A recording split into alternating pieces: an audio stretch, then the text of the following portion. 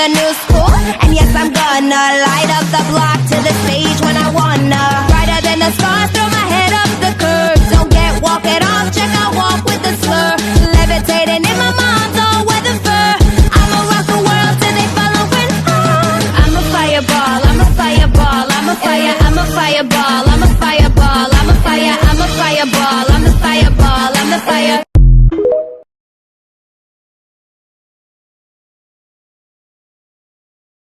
What's up, what's up, what's up? Y'all already know what's going on. It's your girl Coke, and today we're going to talk about Gematria, the occult numerology. So I'm going to give y'all the basics because I can't really give y'all the keys to the streets. The light codes, the signs, the symbolisms.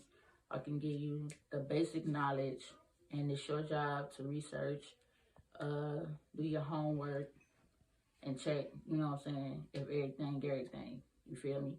But those who know, you know, and you know what to do. And those who don't, I don't know what to tell you. But as you can see, this old book is old as hell. You know what I'm saying? I've been had this. I've been studying and doing things for a while because when I'm asleep or when I'm meditating, things come to me. Signs, symbols, numbers, songs, animals, the weather, whatever. It all comes to me. But today, we're going to focus simply on Gematria, the occult numerology.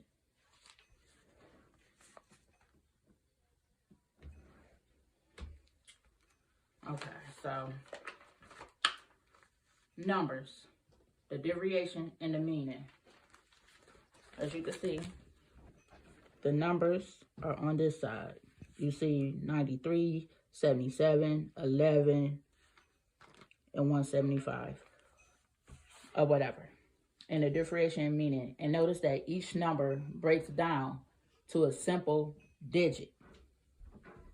But we'll get to that part in a minute. So, how to break these numbers down, I will show you.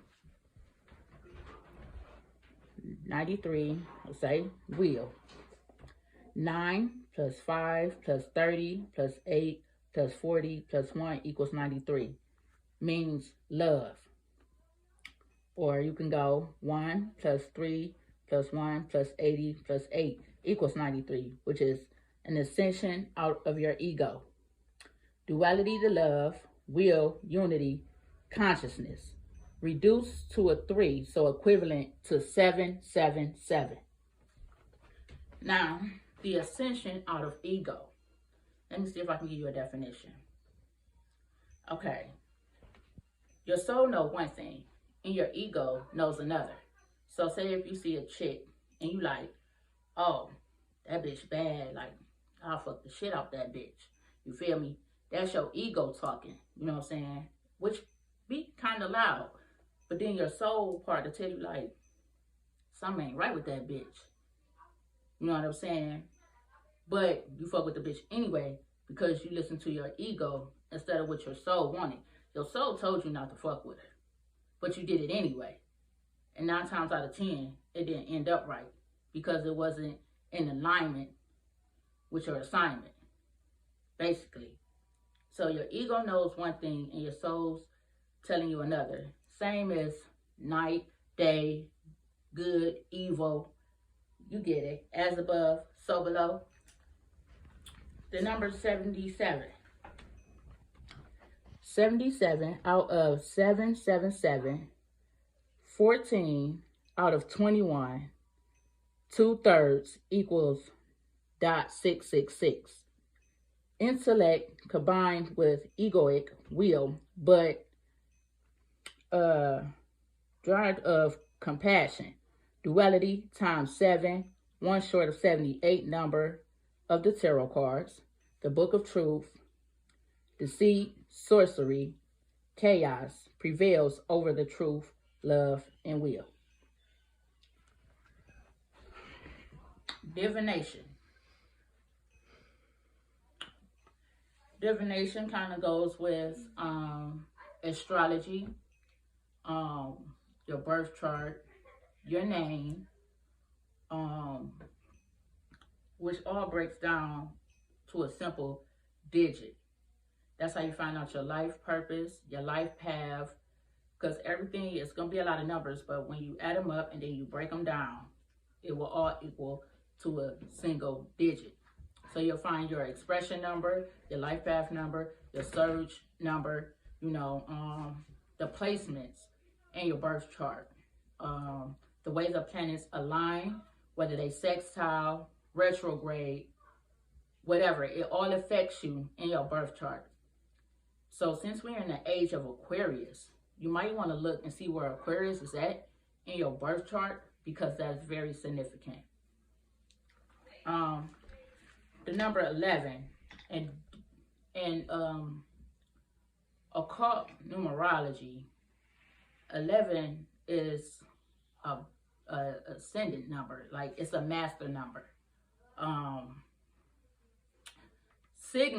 Signaling number, often used to identify occults to each other, represents the great work of synthesis between opposing forces, duality of chaos, the fall, basically us versus them. As again, good, evil. See, the thing is, us chosen ones, us gifted ones, we have the same knowledge as them, because we us and they them. It's approximately 144,000 of us, but people die every day. One of us, we use ours to teach about healing, forgiving, love, and raising the earth's vibrations.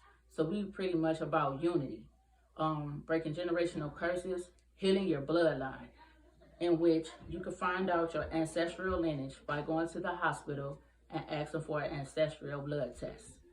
Mine happens to be ancient Egypt, but that's another video. So basically, you have two forces, good and evil, who knows the same knowledge. One wants to conquer, full of greed, evil. These are the people who chose not to heal, not to forgive, and that's why they say